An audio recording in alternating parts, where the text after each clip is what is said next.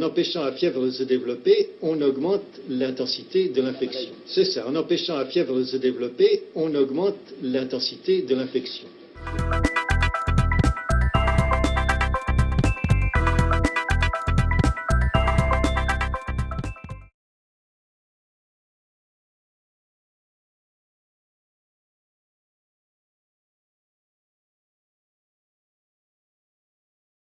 En général, chez un animal qui subit pour la première fois une infection par un virus donné, le sort de l'animal est décidé avant qu'il y ait des anticorps dans le sang.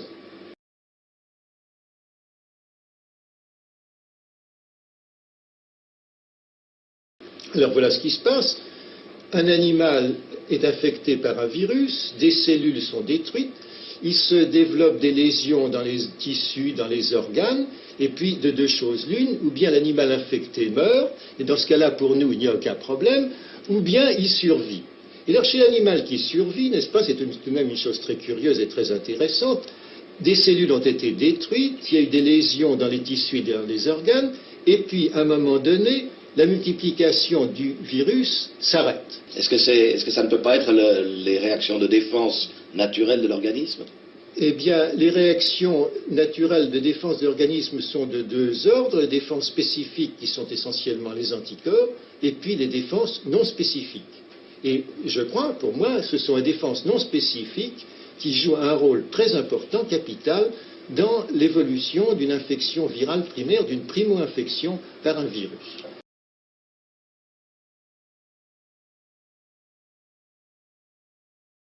Mais il s'agit d'une constatation scientifique qui va tout à fait à l'inverse des idées reçues, puisque très souvent on parle d'abaisser la température pour guérir les maladies. Oui, l'hypothermie a été un moment à la mode, mais enfin pour ce qui concerne les virus, je crois qu'il n'en est absolument plus question. Oui, mais enfin on l'a fait, on y a cru. On y a cru, oui. Est-ce que maintenant au moins on sait que cette liaison entre la température et le développement du virus, à 1 degré près, a une telle importance?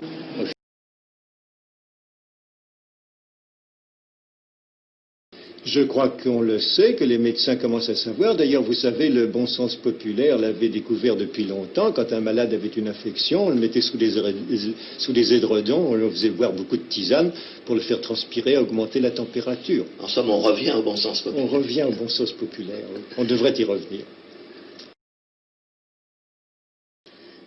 Est-ce qu'on a une idée du mécanisme d'action des températures supraoptimales? Oui, on a étudié de façon très détaillée le mécanisme d'action des températures supraoptimales au niveau cellulaire d'une part et au niveau moléculaire d'autre part. Et actuellement, on sait très bien pourquoi une température supraoptimale arrête le développement d'un virus.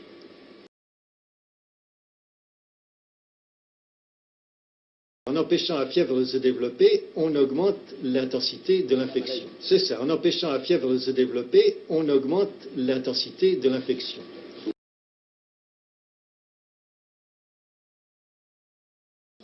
Une des choses les plus intéressantes de ce que nous avons vu avec vous pendant cette émission, ça m'a paru être cette liaison entre la température et le développement de la virulence du virus.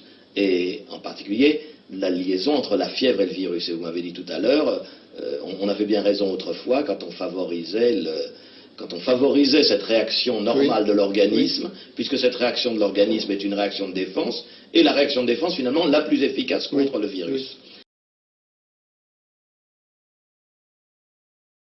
Alors il y a une autre question qui se pose dans le même genre, c'est la réaction inflammatoire. Très longtemps en médecine, on a pensé qu'il fallait lutter contre la réaction inflammatoire.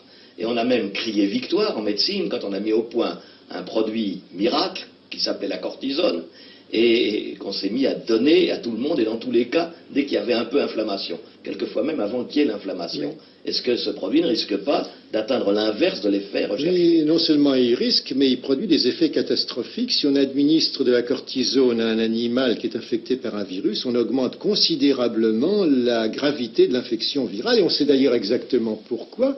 On vous a expliqué que le développement viral était arrêté parce que des enzymes venant des lysosomes étaient libérées et détruisaient le matériel génétique viral. Or, il se trouve que la cortisone, précisément, augmente la résistance de la membrane des lysosomes. Donc non seulement elle empêche la réaction inflammatoire, c'est-à-dire qu'elle empêche la production d'une zone acide qui arrête le développement viral, elle empêche également l'hyperthermie locale et la fièvre, et la cortisone donc a des effets absolument catastrophiques pour 3 raisons différentes. Elle empêche même la cellule de se défendre finalement, Absolument. par sa mort. Elle empêche la cellule de se défendre et l'organisme de se défendre.